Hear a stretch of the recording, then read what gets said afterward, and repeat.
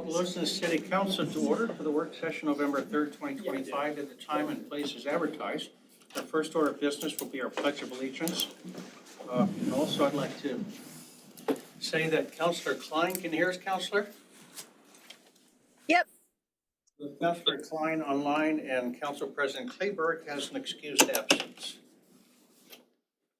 I pledge allegiance to the flag of the United States of America and to the republic for which it stands, one nation, under God, indivisible, with liberty and justice for all.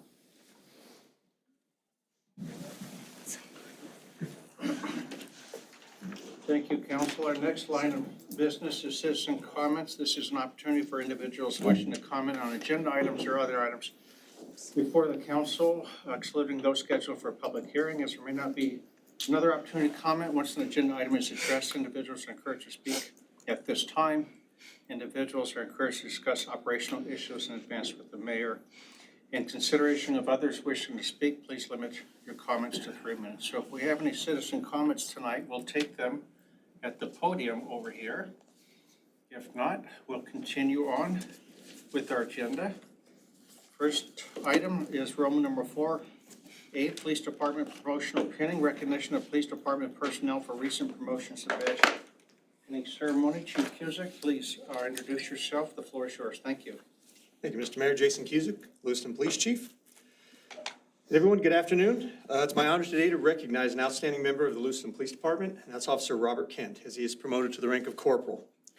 Officer Kent's journey to this moment is marked by dedication, service, and leadership. Before joining law enforcement, he proudly served 5 years in the United States Navy as a naval engineer, completing deployments in support of Operation Enduring Freedom. His commitment to excellence also continued in the classroom as he earned his Bachelor's of Science degree in Criminal Justice Administration with honors from National University. Now, from 2015 to 2021, he served with the Clearwater County Sheriff's Office as a patrol corporal, as a field training officer, and also as their head taser instructor. And since joining LPD in 2021, Officer Kent has continued that tradition of leadership.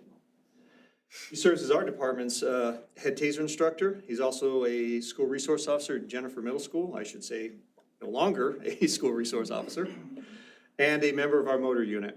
Recently, at a state school resource officer conference, his compassion and his dedication to our youth were recognized through a Behavioral Health Support Award for his outstanding work with students, and that was given to him down in Boise.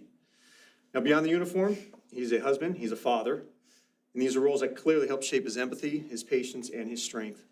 And we want to thank his family for their support behind the scenes.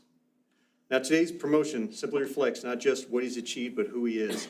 He's a leader, he's a teacher, and a steadfast example of service to others. Today, I want to congratulate Corporal Kent on this wonderful day, and we're all proud to serve alongside of him. So, Corporal Kent, if you'd like to come up, we'll get City Clerk Brock, you will issue your oath of office, and then we'll have your badge pinning. All right, raise your right hand. Repeat after me. I state your name. I, Robert Kent, Do solemnly swear do solemnly swear that I will support the Constitution that I will support the Constitution of the United States, of the United States, the Constitution and laws the Constitution and laws of the State of Idaho, of the State of Idaho, and the laws and ordinances and the laws and ordinances of the City of Lewiston, of the City of Lewiston, and that I will, and that I will, to the best of my ability, to the best of my ability, faithfully discharge all of the duties faithfully discharge all of the duties of the office of Corporal of the office of Corporal in the City of Lewiston. in the City of Lewiston. Congratulations. Thank you.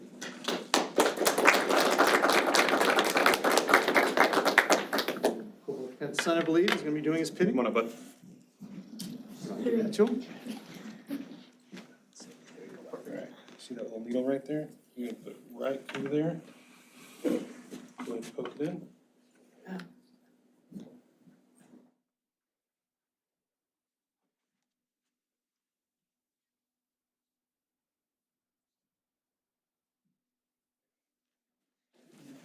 All right, congratulations. Good job.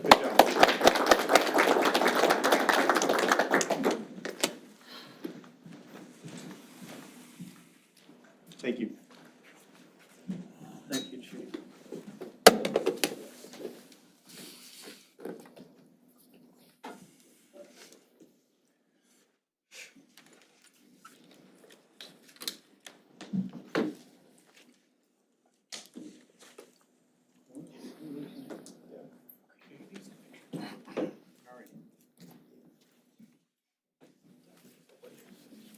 Councilors, next we'll move to Roman number 5, discussion items. Please note that identifying an item as an action item does not require the city council to vote on that item. Item A is the airport park lease discussion, update and discussion on the proposed lease with the Airport Authority Board and courses of action. This is an action item. Our Parks and Recreation Director is here, Director Glenn.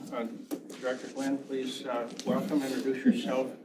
For the record, the floor is yours. The microphones, the green spots up in the ceiling, so we just have to remember to speak up loudly and clearly so those at home can hear. And our City Councilor Klein can hear us. And we welcome our Council President, Jim Kleber. Yeah, good afternoon. My name is Justin Glenn. I'm your Facilities, Parks, and Recreation Director. Happy to be here and going to go over kind of an overview of the airport park as we've entered into kind of negotiations over a lease agreement renewal. Think I drive? Yep. Okay, awesome. So since this is my first time truly addressing council in a public forum, I just wanted to provide some data points and context on Parks and Recreation in general. So the first 2 slides of this presentation are just capturing national standards for operations. This is a tool that I have registered us as the city's Parks and Recreation Department to help see ourselves and measure ourselves against some of these metrics. And so you'll see in the blue bar on the left-hand side throughout the presentation some data points that are kind of relevant and reference back to this. And these standards are scalable by population in each city, area, metropolitan county, whatever it is you're measuring against. So I just wanted to highlight some of these data points for the council, for the public if needed. What we really want to get into is the airport park operations itself. So we're looking at about 16 plus or minus acres out there. And this outlines the portfolio of resources there. So it is unique in that we have 4 softball fields that are heavily utilized with dugouts. We also have the basketball court, volleyball court, and a joint multi-use tennis court, pickleball court, as well as a batting cage and a pump track, which we hopefully will be getting repaired soon. Heavily utilized park, but just wanted to orient what the assets there are. And so the reason why we're here today is for me to kind of discuss kind of what's going on as I've learned it as the new kind of director here. The Airport Authority is proposing to raise the annual lease rate based off of our current rate, which is $12,213.53, to a proposed recently appraised value of $84,800, which equates to about $72,000 increase. We had been paying between fiscal year 19 and fiscal year 25, $49,190. That was based off of reoccurring kind of lease agreements as it's been relayed back to me. That's why we're in that value, in that price point. This $12,000 is based off of a renewal term. And that's just kind of over time as we go into new negotiations and appraisals, that's the rate we're locked into. There is some compliance with federal requirements that the Airport Authority has to seek to update, and that's why we're doing this. They're required to provide that information. And we had a couple of concerns about the appraisal, mostly tied to some governing documents and the ability to have some reductions in appraised value based off the purposeful use of the property. And then some of the evaluation questioned was tied to what are the comps in that appraisal as well. Do those comps relate to this type of property and this type of use or something above and beyond that? What I wanted to capture here is just kind of the expenses over time, at least within a near term. Going back to, you'll see that kind of rental rate per current lease, that renewal timeline is that $12,000. And then we got into where we were committing a full kind of rental amount between 19 and 24. And then we just recently, we paid this amount and we have another invoice to do that as we are negotiating going forward as well currently. So that is our kind of our bridge year gap amount. On the left-hand side, you can kind of see here what our community size dictates as far as what's normal operations and maintenance expenses for Parks and Recreation Department. And about 34% of their operational budget should be allocated to maintaining and operating parks like this park.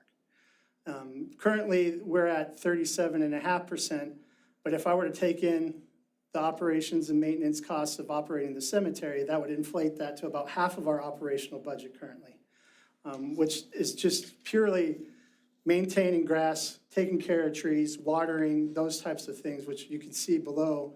I tried to capture what we did in fiscal year '25. So in addition to the lease, kind of assess a value there and attribute a value of what our operations look like specific to Airport Park. I also asked the team to dig into utilization. So again, people tend to speak with their feet. And I want to try to make data-informed decisions. And here's another case of that. So we had generated 217 rentals for either the fields or the pavilion. The pavilion's pictured here. And we have a current agreement with Lewiston Little League, and their dues, which we caught up with, is $6,000 there. So basically, our non-appropriated revenues or income for that park, we brought in $16,000 and change. That's what we generated off of operating that park. If you go back, you can see that we spent this at $27,000. So it's a net loss, right? But the important piece here is we get a lot of visitors out there. We get a lot of utilization out there, which is what parks and recreation spaces are for. It's estimated, we estimated about 140,000 visits annually. That was based off of projections from tournaments, people that are observing those games, all of the leagues plays, and then just normal walk-around traffic, which we have a lot out there. People dog walkers, playground utilization. If you go out there in the evening, you're gonna see people on the basketball court. It's our only outdoor basketball court in the community currently that we have full size. And playing pickleball and tennis, and definitely using the pump track. So it's heavily utilized park. Wanted to also highlight here that when we talk about fees, the average community of our size has 82% of the programs offered through their Parks and Recreation Department has a fee attributed to it. What we tracked is we looked at all the programs we deliver and which ones have fees and which ones do not. And we are currently under that kind of national benchmark or standard at 76%. So that leads to have a discussion in a different time when we get into fees on the next go around, that we see ourselves as having an opportunity there to improve that metric, which goes in and offsets some of these operational costs. So in the end here, I put together 4 courses of action for consideration today. I wanted us to kind of look at what does a typical Parks and Recreation agency require, or what's the standard for parkland per residence. So for every 1,000 residents, it's 10.2 acres. We are well below that in the city of Lewiston. This is a metric at about 6.5 acres of park space for our 1,000 residents. Our Parks and Recreation Department has a lot of agreements that we maintain a lot of other spaces that aren't necessarily tied directly to Parks and Recreation use. So I did not include those in this metric because in my eyes, as the professional on this topic, those aren't necessarily a direct attributed to the quality of life of our city residents. They're an ancillary cost and opportunity. Sir? Can you give an example or two of? Sure, the interchange space out on the highway there, where you see the statues out there, the metal statues and all that on the highway interchange, 12 and whatever that other one is out there. We maintain that space. We mow that space. That's an agreement with the Idaho Transportation, I believe. And then we do a lot of work with other spaces like the Army Corps of Engineers. We do some work on some space out there too. So those are some examples. What I wanted for consideration today was if we are, as we go into negotiations, we anticipate that this cost might be higher than what we were previously paying. And so how can we approach this by maybe still providing an asset or not?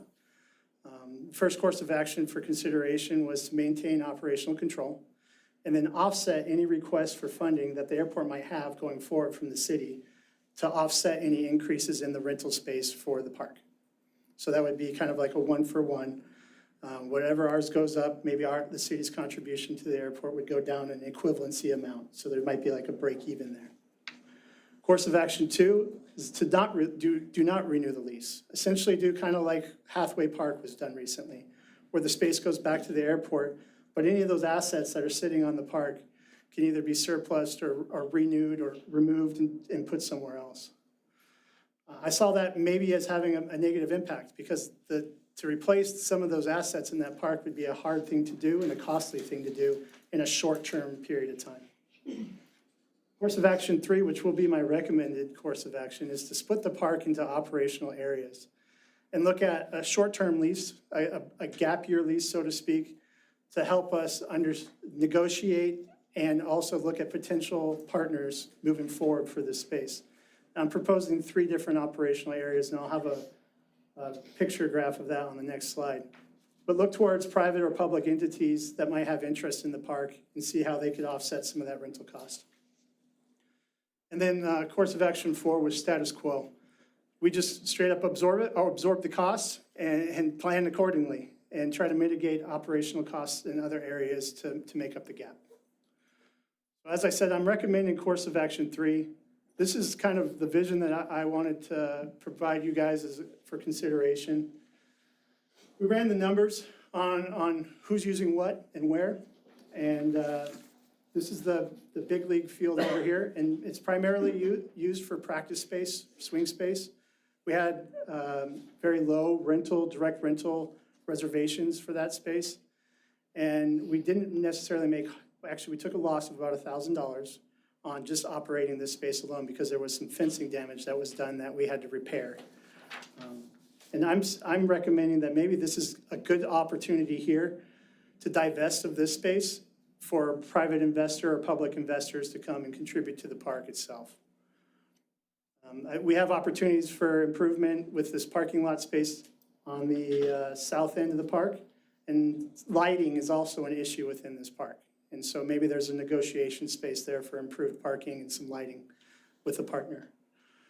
The middle section is these 4 softball fields that are used for both Little League and youth softball teams. And right now, this is a unique asset in our community. It's heavily utilized. It was utilized just this last weekend. And most weekends, we see a majority of our reservations and utilization in this space. So we don't want to divest of that space. We want to continue to partner with Little League of Lewiston or any other partners that might want to come out here and use that space for good things because it is a key asset. And the third zone is going to be my recommendation that we maintain the traditional park area because of its unique features, because of the local community and access there, walking to and from, and the parking spaces available on the south end. So, pending your questions on that, that is my recommendation for the path forward. Councilor Spickelmeyer. Thank you, Mayor. So Director, going back to your expenses, so tallying it up, the current lease would put the annual lease or the annual cost of the airport park at $112,000 a year? Combine those, is that what, yeah. That would be the two together? Pretty close, yeah. So a lot of times what we hear, or I hear, is that why is the city gonna pay the airport when the city owns half of the airport? Why the city is going to pay the airport because the city owns half the airport? Yeah, why do we have to pay for something we already own? Yeah, to be honest, I don't know if I'm the appropriate person to answer that question. I will say that I'm willing to pay for some of the portions because it makes good sense, and we are the subject matter experts in maintaining a park area and a recreational space that shows a need for the community. Beyond that, I think that might be a discussion for the mayor or our finance director. And it all falls really into your explanation before about the FAA grant process that Correct. requires that. Same Non-aeronautical- thing with our golf course. Non-aeronautical space, sir, there's some requirements there on what those can be used for. My understanding is that they need to be able to generate some revenue off of those spaces. If there's a cost-benefit factor, I would say that there is to a point in some areas, but there's opportunities to maybe mitigate that. Thanks. Councilor Wright. Thank you. Let fast forward six months from now, let's say, and we, in theory, no longer have the 4.82 acre space. We still have the 2 other spaces. What kind of costs are we looking at, cost differences in maintaining? Does this lower our operational costs by about 35%? Yeah, you could look at it as simply as that would reduce about a third of our operational costs because we're no longer required or are committed to maintaining a space like that. What I would say is that this is a bridging opportunity for us to relook a lot of the other assets we have in our city, and maybe start developing any shortfalls we have in other areas as well. So, And then as far as the lease agreement, that's, again, different department, if we want to renegotiate lease, if we only have these two sections instead of all three. that would be me, myself, and the city attorney that would go and try to work out a solution there. Okay. And I feel very comfortable in doing that, if this is the operation forward that we want to take. Gotcha. And do you see it in a similar way, like it's a, roughly 35%? I think there's different ways that we could slice the pie up. I don't know if we need to look at price per square foot or something like that. I don't know if we necessarily need to go back and get another appraisal, but maybe there's an opportunity here to go, depending on who the stakeholder is on that other space, some negotiating traded space I think might be valuable in that. But it could be just, hey, this is how many square feet we have. It could be as simple as that, and this is what we're attributing a cost to, and this is what we want to divest of. And this is the new value based off of 84,000 divided by 10 acres. And what does that look like, right? Gotcha. And just one more. Counselor Wright? Thank you. As far as it sounded like you said we had some lighting challenges Yeah, potentially. there's some space out there that I think we would definitely benefit from some large lights, especially in the back parking lot area, the ball fields on the south side. Any kind of stadium type lighting or large traffic lighting, it just gets pretty dark over there. And that extends the useful life of the park. Is there a gray area on who pays for that? And what I mean, is it the airport owns the property, do they pay for it? Or is it no, we're leasing the property and we want it, so we pay for it, or some I think combination? that's definitely gonna be a part of our negotiation discussion, but it might be, we currently pay for it, for power out there, so maybe that might endure. I don't think that would be the first thing that I wanna offer up, but it's definitely a point of consideration. Counselor Speckelmeyer? So did you say, is this a multi-year lease? The proposal right now is a multi-year? Proposal is, yes, it's 1 year and then over, I wanna say it was 20 years, with kind of a CPI factor on the back end, so it would go up over time based off of a percentage, Every year would be an increase. potentially. No matter what the market value was, it'd still go It's up gonna every be year. it's gonna be a percentage increase over time. So to be more sustainable, I think maybe that did feed into my recommendation, sir. And then to follow up on Counselor Wright's, anytime we make an improvement, that increases the value, therefore the cost goes up. Potentially, yes, sir. It's a good deal. The appraised value, yes, sir. Ma'am. Counselor Forsman? To kind of piggyback off of that, so if we're in this and it's getting to a point where the expense is too much and the taxpayers are saying this isn't worth us maybe for anymore, I don't know if that would happen, but hypothetically, what is our rules to get out of the lease or with the agreement, I should say? No, I don't know what the exit clause is, but I know that it's in there. I don't know it off the top of my head. The way I can see this is that there's some assets in this space that are gonna be considered short-term assets. There's gonna be other developments going on in this community over the next few years, ideally, hopefully, that we can mitigate some of the expenses here in a shorter than 20-year period. Counselor Speckelmeyer? Thank you, Mayor. So I guess for the council, if you went with the option 3, a 1-year lease would give you time to try to make adjustments. Yeah, that would buy us some time to just look at the options and negotiate some improvements or not. You said option, which one? Sorry? 3, 3. a short-term lease. Right. Yeah. No sense to me. Counselor Forsman? No, go Counselor Wright? Yes. And in option 3, are we still looking at $84,800, or are we going to talk think- about some different prices based on option I think three? it would have to be different prices because that amount was based off of an appraisal we received at this full space of utilization. So my assumption would be is that that price would be reduced. Okay, just making sure we're.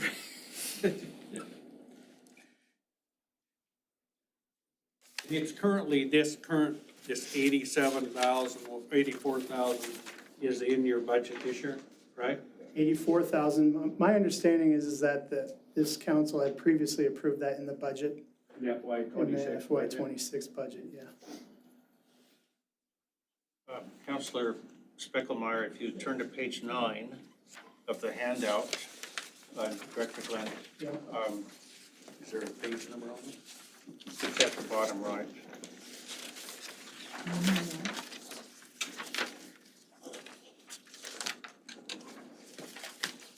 It tells you in the upper right-hand corner there, $50,190 has been budgeted for FY '26. That was a straight line for what the makeup is. There's still some additional money, I believe, is what was in the approved budget.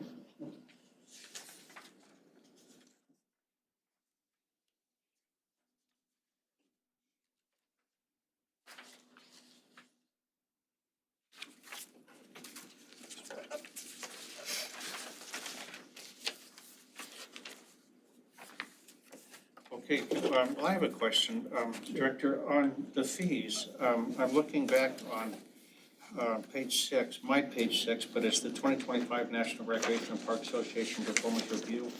Key findings, it says 82% of our programs, 82% are fee-based. So I'm just curious to know how that compares, or if that's the national average, how we compare, but also just a comment on the rates that we're charging. So if we look at our costs going up, do we adjust the rates? Do you think the rates are reasonable where they at, or do we get to a price point where we lose customers? So if we look at the shelter, for example, over there, you talk about partitioning it out, there's different ways to try to make up and pay for our costs too. Correct. So the 82% was based off of a community similar to our size. So they break that up between communities between 25,000 and 50,000 essentially, 82%. The national average is a little bit, can be trend higher in larger communities at 85 to 90%. Where we're at 76%. So short answer, sir, yes, I believe we have an opportunity to relook our fee structure. But I also need to recognize that the quality of the product should also resemble what we're asking our customers to pay for. And whatever we can do to try to find that balance, I think is going to be my responsibility as we go into the next fiscal year's fee approvals, which I believe Director Grow had shared with you guys, not, 2 months ago? But it'll be a similar format for me to bring that to the table next fiscal year, which I do intend to do.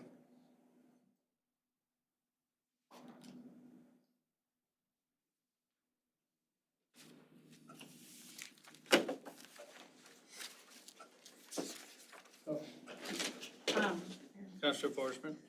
So if we go with option 3, what's the next steps after The that? next steps, man, is that myself and the city attorney will reach out to the airport authority and entertain an option to have a discussion about the current lease and potential divestiture of at least 1/3 of that property space.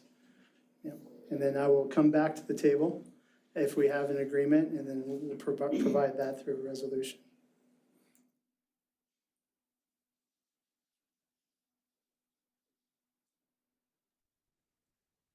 Mayor, Councilor Klein? I just wanted to say I feel comfortable with moving forward with option 3. Thank you, Counselor. Counselor Spickelmeyer? So I guess the question, do we have to make a motion that direct them to go that way, or just? No, Counselor, it doesn't require a vote today, but, you know, if the council just feels you want to provide direction to Director Glenn, you can tell him that, and then he'll go have his talk with the airport and then come back, and then we'll have an opportunity to vote on something at that point. Counselor Wright? I like option 3. Option 3, please. Will do. All right. Thank you so much. Thank you, Director. Thank you. Great presentation. I appreciate it. You get another one. Not Director done Glenn, yet. if you just once again introduce yourself for the record, new topic, the floor is yours. Thank you. Absolutely. My name is Justin Glenn. I'm your Facilities, Parks, and Recreation Director. Second, I'll let her do her work there before I start messing with the mouse. But I'm here to talk, I wanted to provide you all an update on the pools. And I could touch on a couple other facility projects and things like that, but I will say that upon maybe 1 week on the job, as I circulated the population here, the direct feedback was, can you take another look at Burt Lips? From the communities, I was at Star Spangled. Many people, as I introduced myself, approached me about that. And as I toured them, and I'll hit on it here, both the facilities, I just haven't done pool operations and oversight of multiple recreation facilities for the last 2 decades. I am very comfortable in my knowledge and skills when it comes to these types of assets. So I want to provide you kind of my assessment and a request and a recommendation for a way forward as it relates to our community pools. First thing I wanted to do is it was evident to me there's an important historical piece that goes along with these types of community assets. This right here is highlighting the original architecture and design of Orchard's Pool from 1967. This pool, like most community pools and communities similar to this, are old. And this is another example of that. I had noticed that there was a slight upgrade to that pool in the 80s, but it's been mostly patch and go as far as operations since then. So that I could find. And then also looking at Burt Lips. If you want to talk about historical impact and reference from the perspective of socioeconomical assets and investment into your community, I looked at this and this resonated with me as a Parks and Rec guy, but also as somebody that's passionate about the value that pools bring to a community from a safety perspective. And to have an asset like that that's been built since 1947, that's pretty incredible. And what it's done over time to include log rolling, which I would love to be able to bring back as a program offering. But what you're looking at is about 140 years worth of pools. And that's significant, and that's not an easy thing to overcome when it comes to operational maintenance and repair. What I want to give you here is kind of my initial description of what I did and why I did it. I've received that public feedback in person, through commissions, through networking in the community. And so I had asked myself, I told myself I'm going to do it, so I did it. Our new Parks and Facilities Manager, his name's Dave Sinner. He was previously a facilities maintenance guy at the school district and been a longtime home builder and an HVAC journeyman for many, many years. So I was already coming in as he onboarded, like day one. I asked him, what do you know about Burt Lips? And he's like, my kids learned how to swim there, all that kind of stuff. And I was like, well, let's go crawl around and take a look at it. In addition to Burt Lips, also Orchard's Pool, which one of the first interactions I had was from a gentleman from Lloyd, Barney, came and said, hey, there's a lot of water that's going through that pool right now, or in that zone, can you take a look at it? And so I did. Essentially what we found was there at Orchard's Pool, there's a gap in the bottom of the pool. There's a main conjunction, a joint separation occurring that the staff was packing with rags, torn up towels, and shoving in that gap trying to mitigate the leakage. And then at Burt Lips, we crawled through, and I'll show you some pictures of looking at the pool house and inspecting the plumbing and wanting to pressure test that. So we reached out to an industry professional. I trust my opinion and my background, but I wanted to, before we make any big decisions, have validation from aquatics professionals. So we contracted with WMS Aquatics, very reasonable price for them to come down.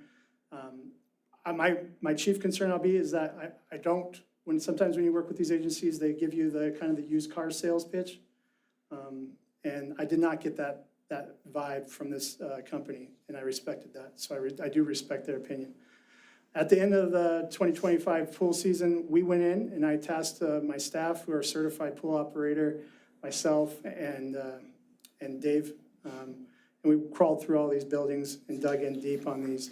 And we conducted a water evaporation and leakage monitoring tests for both pools over a period of 10 days.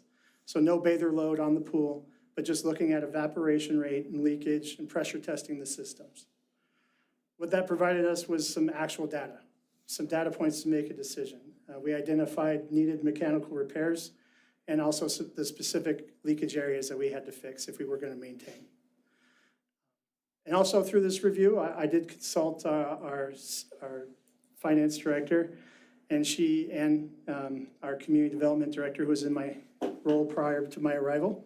And they said, this council back in February of 2025 had approved $195,000 for a pool liner, but that was going to be at Orchard's pool. But that obviously was not ever executed. And that would have been out of the assigned building fund, which I am learning because I am trying to use that baby. I just wanted to give you kind of a pictorial depiction of this testing and what we were doing over those 10 days. This is pressure testing Burt Lips. What we found was there's nothing wrong with the surge tank on Burt Lips.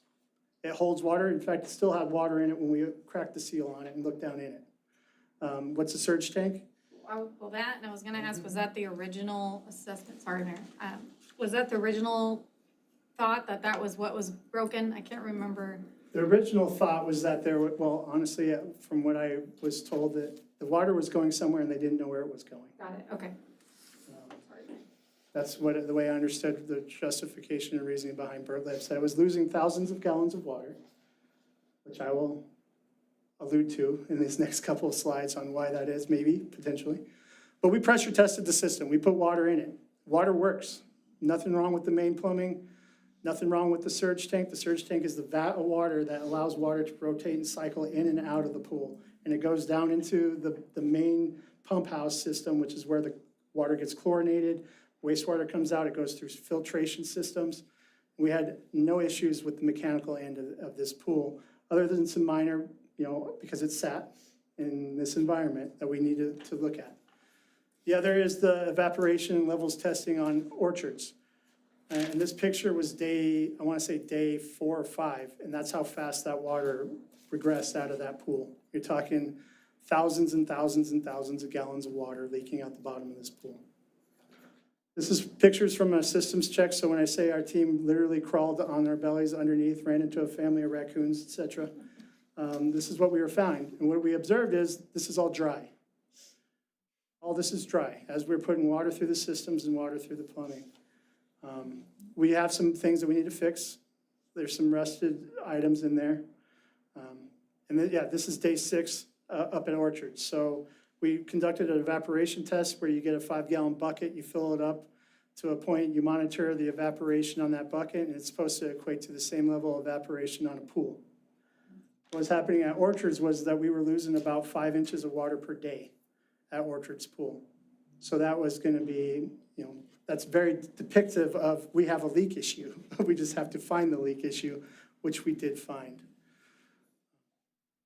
The main source was an expansion joint leak right at the almost the dead center of the pool, where there's about an inch gap of separation that occurred. And you could tell that previous folks had tried to repair that gap with some materials that maybe aren't commercial grade, I would say.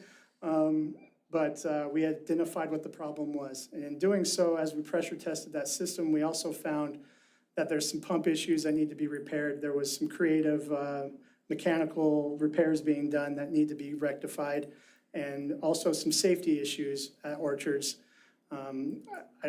Maybe some of you heard, but I always look through the lens of what's the priority. It's life, health, and safety. So if a project hits one of those or more, then that's a priority project in my eyes, and that's really why I'm here right now. And looking at, okay, the deck has got heaving, so there's 2-inch gaps on the deck. Well, I've got a little boy. I know what little boys do when they're at the pool. They run around, stub their toe, fall down, and if they don't know how to swim, this is hypothetical, they could fall into that water. We have lifeguards, thank God, but you never know. So that's some of the project stuff that we assess going through here. Updating our lifeguard stands so they're easier to exit and enter onto, because that 1 split second, if you've ever been around a drowning, can save a life, literally. So that was my outcomes for Orchard's pool, we did pressure test it. It has a leak. We have a solution, we believe. I'll provide that information on the next slide. At Burt Lips Pool, as you saw, we did our due diligence. We dug through the bottom of that. We crawled through the bottom of it. We pressure tested. We put water through everything. We had the water department come out and make sure that we weren't missing anything, and they validated that they didn't think we were missing anything. So what we did find was there was some leakage that was occurring down from underneath Fenton in that green space where it's irrigated, that there were some pipes that were burst up there that were leaking water down into and underneath the pool, the bottom of the pool. And you can see that on the pool deck at Burt Lips as well, that corrosion is happening, and that could have been happening for quite some time. But the bottom line is pool evaporation rates for waters of that size of vessel, can equate to thousands of gallons. In a hot week of no moisture, no humidity, evaporation can go anywhere between 2,000 to 4,000 gallons of water. That's just a lot of water surface area that's going to evaporate up in an arid climate with direct sunlight all day long. So maybe that was a factor. I don't know if they conducted an evaporation test, but we did, and we found that to be true. We went through all the deck drains. Those are rotted out, so we're going to need to repair those. But the pool vessel itself, we found to be structurally sound. And with some minor surface leaks and a gutter system, which we think also might have contributed some of the leakage, because we had to pressure test the gutter system through dumping water into the gutters and trying to trace it. Most of it feeds kind of back down through the reservation system and the surge tank. But what we did find is that surge tank, once it gets to about 90% full, if you think about your sink at home, your bathroom, that little hole where so you don't have the overflow so much to speak, that might be a contributing factor to some of the water leakage as well, if the rate of flow wasn't being tracked enough, so that tank was filling up and then dumping out. So some things we got to consider there. What we did is we received a cost estimate from the contractor for repair and renovations, and I've outlined those two by the pool here. The cost at the very top for the new liner includes the toddler wading pool as well at Burt Lips. So not just the main vessel, but the small kid vessel as well. The deck repairs to the pool house renovation and any of this miscellaneous exterior work, which I think is something that our team currently can mitigate that cost. We've appraised to get Burt Lips back up and running the way it should be, with the pool house in good working order, fresh paint, repairs some floors, maybe a couple fixtures here and there. Would be about $372,000. For contrast, for reference, there was a community, Oakley, Idaho, that recently did a project similar. They had some more new construction as well, but that was $612,000 for a similar size project. I think that the liner system will answer most of our questions when it comes to Burt Lips operating. I think the investment, if we're going to do it and reopen that asset, we need to do it right. And that's why I think we should invest some additional resources into the pool house renovation. At Orchards, that one's very palatable. I was actually shocked to see both of these costs, but the expansion joint solution, there's a specific way to fix that, and it's about $14,000. What they do is they impact it from each side and move that joint in together and then put a sealant down that line. And then the pool deck repairs, as I talked to, I saw that as a safety issue, and we have a local vendor that should be able to support that. And then the miscellaneous pipe repairs, we would try to internalize and do that work ourselves with guidance from a contractor. So what I came to you guys today, to the council today, is to look at my recommended courses of action if we want to get both pools up and running, which would be my recommendation, is that we renew these assets to our community. Knowing that we had $195,000 already kind of previously approved but not executed, the cost would be $372,000 for just Burt Lips alone, $26,000 for Orchards alone, or recommended that we combine the costs. Go back to looking at the full enchilada, so to speak, and authorize funding so I can repair both these pools in time for, hopefully, one pool, Orchards pool for sure, I think we can accommodate, but work towards a timeline for Burt Lips to get back online. So that's what I'm asking, is just for guidance on this presentation, my recommended courses of action. Thank you, Director. Counselor Klein, I'm going to go to you first. If you had any questions or if there was anything you did not hear clearly, please. Yeah, I do actually. So with the rollover of the 195,000 for the pool liner, that would actually make it on less than 372,000, Yeah, that's correct. Yep. correct? So yeah, so it'd be that 372, 350 minus 195 because we've already had that dedicated to that. Yeah, So that makes it a little more palatable. right. And if you consider that in the estimated total at the bottom, it would be more of like a $200,000 new requirement. Okay, that makes sense. And then you also mentioned with the history of the Orchards pool, I was always under the impression that Lloyd owned that pool and we'd leased it, correct? No, ma'am, we own the operation of the pool. The surrounding land space area is Lloyd's, but the pool is the city's. Okay, so we don't pay Lloyd at all to have that pool there. We pay the water bill just like anything else, the utilities for it. Yeah. Okay, but we don't have to lease it like we do Airport Park or something like that. Roger that. Yep, correct. Okay. Okay. And then, yeah, that's all that I had. Thank you, Counselor. Counselor Spickelmeyer? So, Director, that your option one there, so if the action we acted now or soon, could possibly Burlip's pool be operational for the 26 summer season? I think it's reasonable to say that during the summer, that would be our goal, to have that pool open at some point during the summer, yes, sir. So follow up. Counselor? So then on your funding, were you looking at funding with, you mentioned the unassigned building fund? Is that Unassigned what you were building talking fund, about? yes, sir. And intentionally try to mitigate as much of that expense as we can.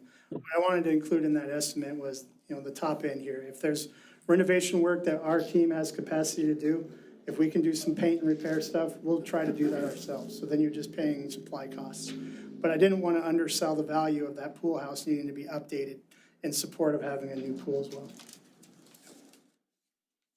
Counselor Forsman? No, sorry, I didn't think of this earlier, but, because I probably could have given you a heads up. A while back, we did a survey to the citizens of kind of what they want to see out of these.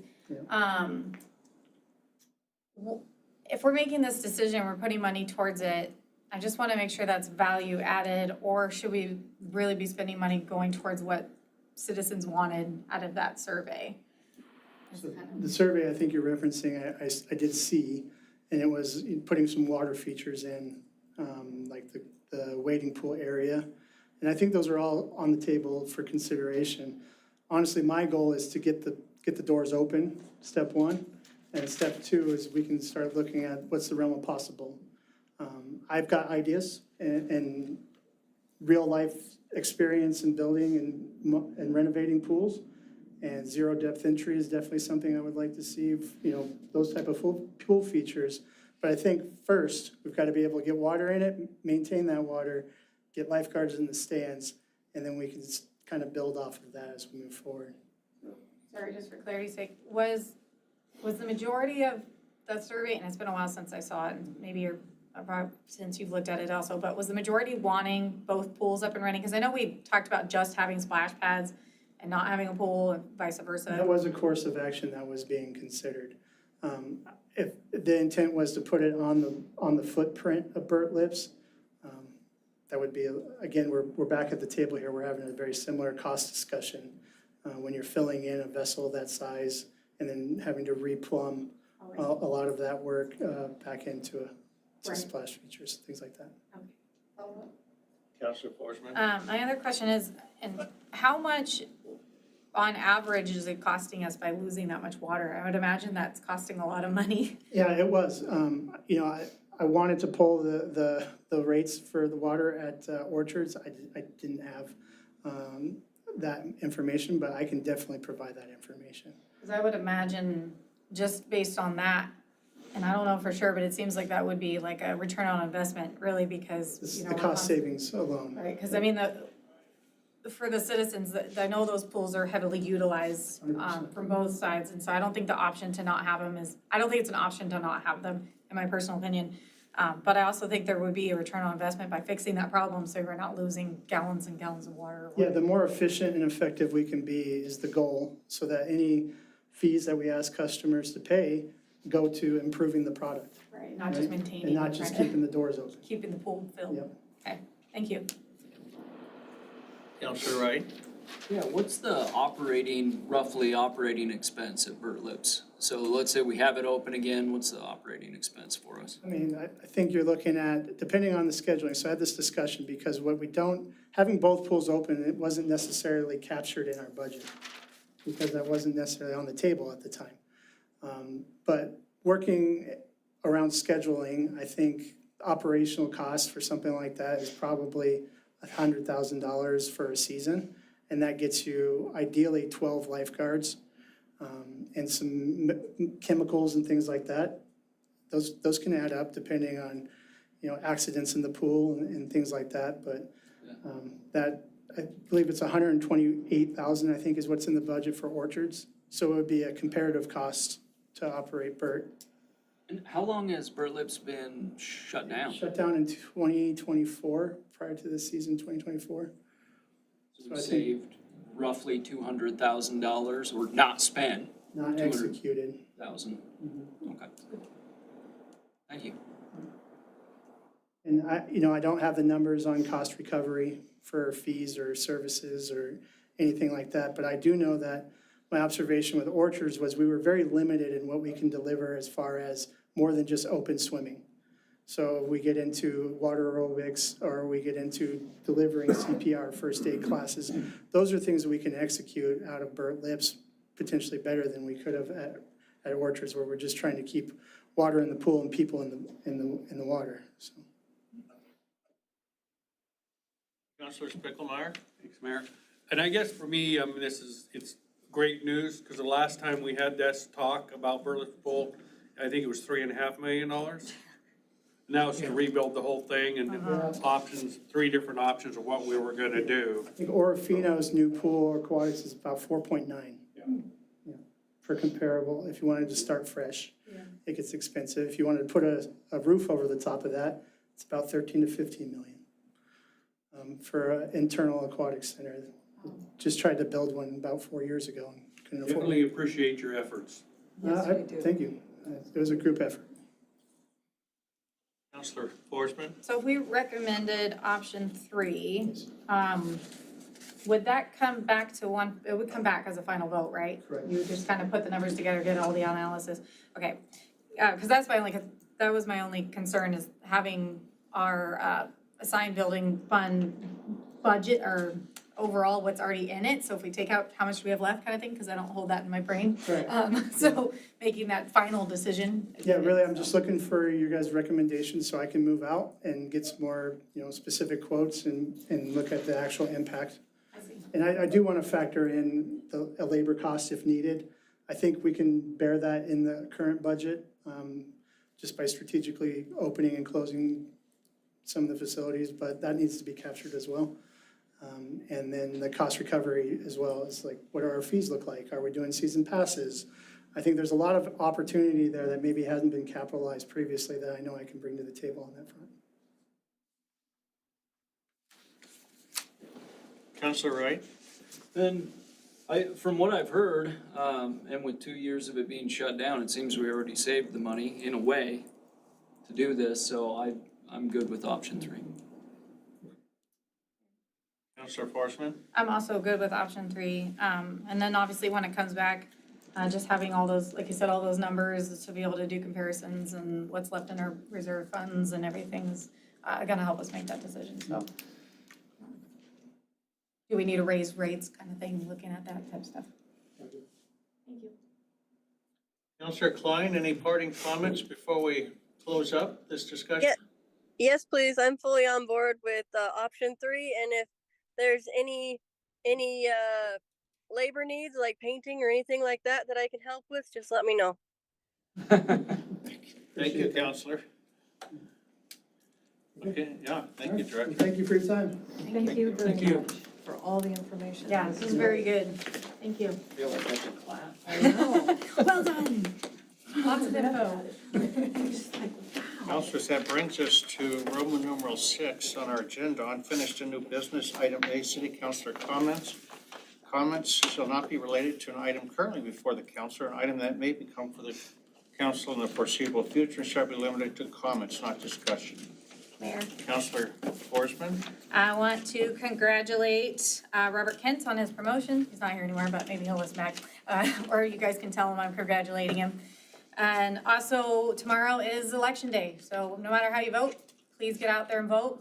Tell your friends to vote. Notoriously have low voting turnout for the population that we have here, so hopefully we can up those numbers up. There's very important things on there. This election is very important and really determines where your city's gonna go, so please encourage and tell your friends. And that is all I have. Thank you, Counselor. Further council comments? Counselor Klein? Council comments? Nope. Thank you, Counselor. Item B, City Boards and Commission. Mayor, Pardon me. Sorry, I was blocking. Council President Kleberg? Thank you, Mr. Mayor. I had signed up for a little informative booth that we had set up at Rosenauer this morning. I met up with Director Johnson, and we didn't have, a huge turnout of people stopping by, but I was pretty encouraged by the attitudes of a lot of the people that stopped by the booth and took time. We had a couple of negatives, and for the most part, it was pretty positive. And I appreciate everybody that showed up today to do it. Had I known we were gonna be standing outside, I probably would have worn shoes instead of my well, at river least sandals. socks. Oh my God, at least socks. It was Great. a little chilly, but it was all good fun. Yeah, it was. But, no, I thought it was informative. Okay, next up is the mayor comments, and I want to just take a privilege and see if our airport director, Mike Isitz, or our board president, Gary Peters, just has any comments to share with us before we break up tonight. We appreciate you being here tonight. You don't have to, just if there's anything you want to share with us. Otherwise, we'll circle back with you. Mayor likes to put people on the spot. I don't know if you know that yet. No, Thank you, Mayor. I did bring some notes. Your discussion is already completed, so there's really not a whole lot to offer. I just wanted to follow up a couple of the questions Councilor Spickermeyer had about the lease. Why do you have to pay for land that you own? And it is because we're an airport authority. It's a joint-owned airport with the county. So the FAA does require that to happen for all the airport property. It has to be fair market value. So that's the biggest thing. The one I wanted to bring up about the $12,000 that you're paying was that number came from 2012 from an appraisal that the city did on Hathaway Park back in 2012, $12,000. And so that $12,000 was always attributed to Hathaway Park, which was part of the airport park. And then in 2018, you gave up that Hathaway Park. Unfortunately, the numbers got switched. The $49,000 for airport park was waived, and the $12,000 was now the new number for airport park instead of $49,000. So that's where we had that $54,000 charge over those 5 years because of the contract. So that's what it looks like. We're getting to the right goal to the end of it there, but yeah, it's just what's required by the FAA to have us do this appraisal. And my last understanding with the attorneys was that the city was going to do another appraisal yourself on that. If you had questions on that, and I don't know where that ended up, but we're definitely working with great staff here. Director Glenn's really good asset for the city, so really happy to work with him on that. But, yeah, I just wanted to thank you for that. Yeah, thank you, Director. Appreciate that very much. And Board Chairman, Mr. Peters, thank you for being here today. Thank you. Appreciate that. Thank you. Okay, council, that brings us to item D, agenda topics. Do we have any today? No, okay. Adjournment, I'd entertain a motion. Motion to adjourn. Second. We have a motion from Councilor Forsman, second by Council President Kleber to adjourn. Those in favor, please signify by saying aye. Aye. Opposed? We are adjourned. Thank you, council. Thank you.